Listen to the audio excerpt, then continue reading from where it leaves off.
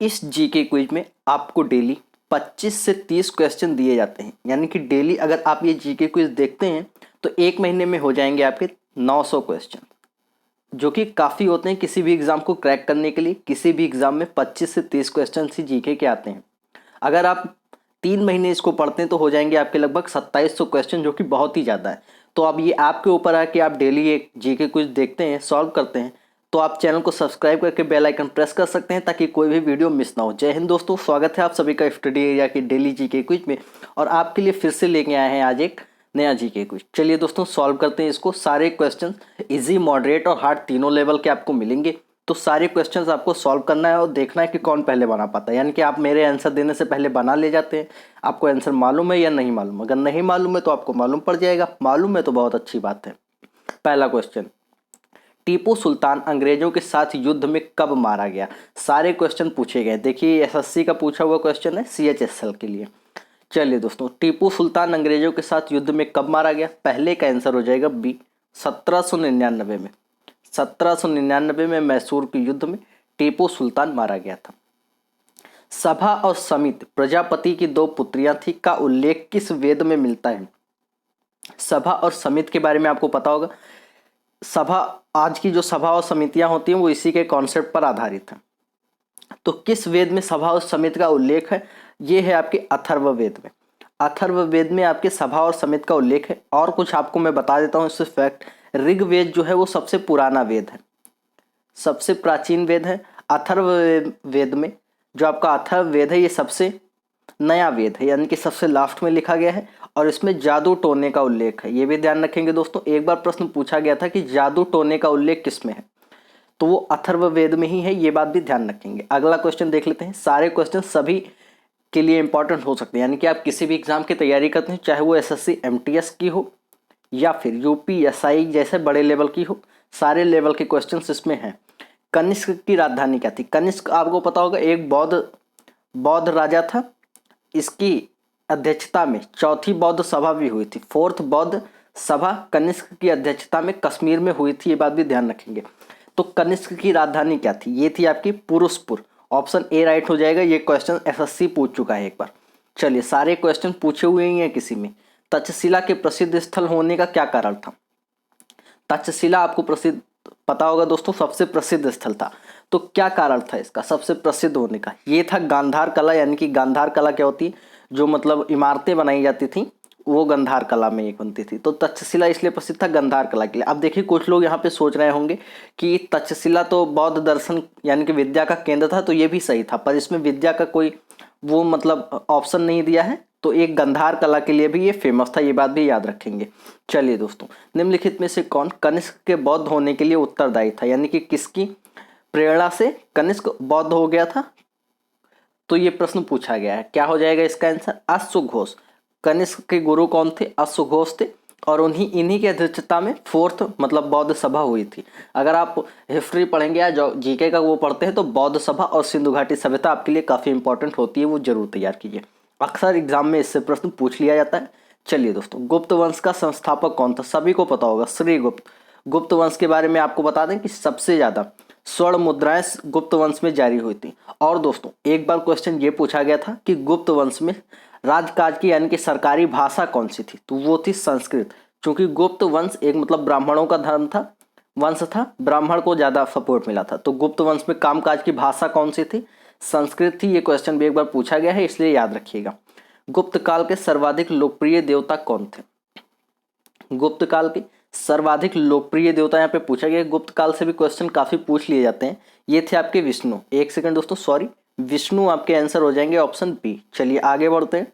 गर्भवती स्त्रियों में प्रायः किस चीज की कमी हो जाती है? देखिए एक साइंस का प्रश्न है, बायोलॉजी का। आजकल साइंस में बायोलॉजी के क्वेश्चन ज्यादा पूछे जा रहे हैं दोस्तों, ये भी याद रखिएगा। ट्रेंड के हिसाब से चलना है तो बायोलॉजी अच्छे से पढ़नी है। गर्भवती स्त्रियों में प्रायः किस चीज़ की कमी हो जाती है? दोस्तों गर्भवती स्त्रियों में प्रायः कैल्शियम और आयरन की कमी हो जाती है, ये बात ध्यान रखेंगे। अगली बात देख लेते हैं, अगला क्वेश्चन। जल, वसा और विभिन्न उपचयी अपशिष्टों का उत्सर्जन किन अंगों द्वारा किया जाता है?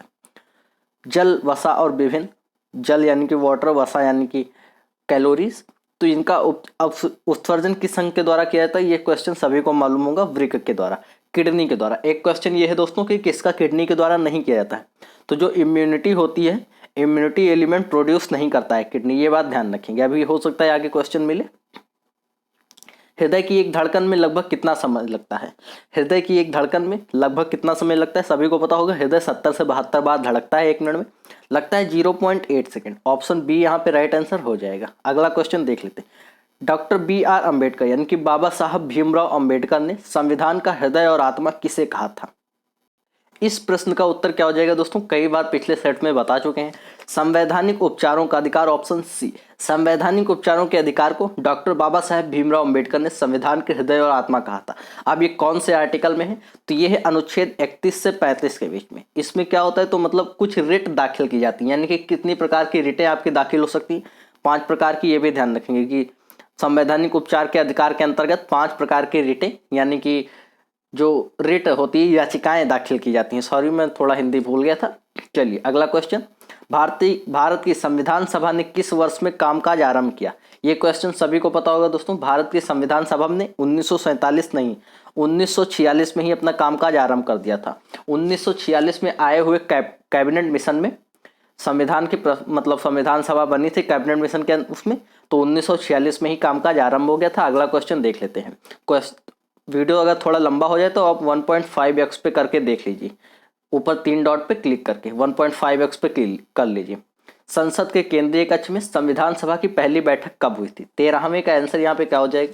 13वें का आंसर हो जाएगा डी, 9 दिसंबर 1946 को। 9 दिसंबर 1946 को पहली संविधान सभा की बैठक हुई थी, बता दिया आपको। प्रयाग प्रशस्ति अभिलेख का लेखक हरिशेण किस शासक का दरबारी था? अब देखिए एक प्रश्न यहाँ पे बन गया कि प्रयाग प्रशस्ति अभिलेख का लेखक कौन है, तो वो है हरिशेण। और वो किस शासक का दरबारी कवि था? वो थे समुद्रगुप्त के। समुद्रगुप्त को भारत का नेपोलियन कहा है V.A. स्मिथ ने। V.A. स्मिथ ने समुद्रगुप्त को भारत का नेपोलियन कहा। ये प्रश्न भी एक बार पूछा गया है, तो याद रखेंगे। प्लासी की लड़ाई किनके किनके बीच हुई थी? सभी को पता होगा दोस्तों। बंगाल के नवाब और ईस्ट इंडिया कंपनी के बीच प्लासी की लड़ाई हुई थी। उस बंगाल के नवाब कौन थे? तो सिराजुद्दौला। और ईस्ट इंडिया कंपनी के बीच हुई थी, Robert Clive east India company की तरफ से लड़े थे। गुप्त काल के सोने की मुद्रा को क्या कहा जाता था? इसका आंसर क्या हो जाएगा? कुछ लोग इसमें कंफ्यूज हो जाएंगे दोस्तों, क्योंकि बहुत ही इंपॉर्टेंट क्वेश्चन है। गुप्त काल में सोने की मुद्रा को क्या कहा जाता था? इस क्वेश्चन का आंसर हो जाएगा दोस्तों आपका ए। गुप्त काल में सोने की मुद्रा को दीनार कहा जाता था। जी हाँ, अलाउद्दीन खिलजी और कुछ मुगल शासकों के काल में भी सोने की मुद्रा को दीनार ही कहा जाता था, और गुप्त काल में भी इसको दीनार ही कहा जाता था। गुप्त काल में सबसे ज्यादा स्वर्ण मुद्राएं जारी हुई थी, ये भी बात ध्यान रखेंगे। बंगाल के किस नवाब ने ईस्ट इंडिया कंपनी को मिदनापुर का क्षेत्र प्रदान किया था? तो बंगाल के नवाब मीर कासिम ने ईस्ट इंडिया कंपनी को मिदनापुर का क्षेत्र प्रदान किया था। मीर कासिम को ईस्ट इंडिया कंपनी ने ही राजा बनाया था, तो वो प्रदान कर दिया था, दे दिया था। फोर्ट विलियम कहाँ पे स्थित है? सभी को पता होगा दोस्तों। पहला जो कॉलेज बना था, पहला हिंदी कॉलेज, यानी कि हिंदी की पढ़ाई करवाने वाला पहला जो कॉलेज बना था भारत में, वो था फोर्ट विलियम, कलकत्ता में। और इसे फोर्ट विलियम कलकत्ता का हाई कोर्ट भी बनाया गया सबसे पहले। चलिए दोस्तों याद रखेंगे। भारत में बीबी का मकबरा कहाँ स्थित है? दोस्तों सभी को पता होगा कि ताजमहल के फूहड़ नकल किसे कहा जाता है? बीबी के मकबरा को औरंगजेब ने बनाया था औरंगाबाद में। याद रखेंगे, बीबी का मकबरा औरंगाबाद में स्थित है। निम्न में से किन मुगल सम्राटों ने स्वयं अपनी आत्मकथा लिखी थी? ये क्वेश्चन पहले भी एक क्विज में डिस्कस किया जा चुका है, आपने नहीं देखा होगा क्योंकि व्यूज तो अभी खैर आ नहीं रहे, पर कोई बात नहीं, अगर आप यहाँ तक देख रहे हैं तो बहुत अच्छी बात है। बाबर और जहांगीर ने अपनी आत्मकथा स्वयं ही लिखी थी, ये बात ध्यान रखेंगे, बाबर और जहांगीर ने। चलिए दोस्तों, किस स्थान पे उच्च ज्वार भाटाओं में कितना अंतराल होता है? किसी स्थान पर उच्च ज्वार भाटाओं में कितना अंतराल होता है, यानी कि कितने समय का अंतराल होता है? तो इसका अंतराल होता है आपका 12 घंटे 36 मिनट का। 21वें का आंसर हो जाएगा बी, 12 घंटे 36 मिनट का अंतराल होता है। ये एक बार रेलवे का पूछा हुआ प्रश्न है। आगे प्रश्न आपको कुछ ज्योग्राफी के मिलेंगे, तो वो भी ज्योग्राफी के क्वेश्चन भी इंपॉर्टेंट है। हिस्ट्री, ज्योग्राफी, पॉलिटी, इस सब के क्वेश्चन इंपॉर्टेंट होते हैं। पॉलिटी के लिए तो एक अलग से प्लेलिस्ट बनी हुई है, आप जाके चैनल पर चेक कर सकते हैं। अगर आप यूपीएसआई या सीपीओ या जीडी की तैयारी करें तो एक बार प्लेलिस्ट चेक कीजिए, वहाँ आपको पॉलिटी का एक प्लेलिस्ट बना हुआ मिलेगा, उसके सारे सेट देख लीजिए। उसमें केवल लिखा हुआ यूपीएसआई का, पर वो सारे एग्जाम्स के लिए इंपॉर्टेंट है, आप देख सकते हैं। क्षुद्र ग्रह एस्टेरॉइड सूर्य के चारों ओर किन के बीच चक्कर लगाते हैं? क्षुद्र ग्रह एस्टेरॉइड सूर्य के चारों ओर किन के बीच चक्कर लगाते हैं, यानी कि किन ग्रहों के बीच चक्कर लगाते हैं? तो ये लगाते हैं आपके मंगल एवं बृहस्पति के बीच में। ऑप्शन बी यहाँ पे राइट आंसर हो जाएगा।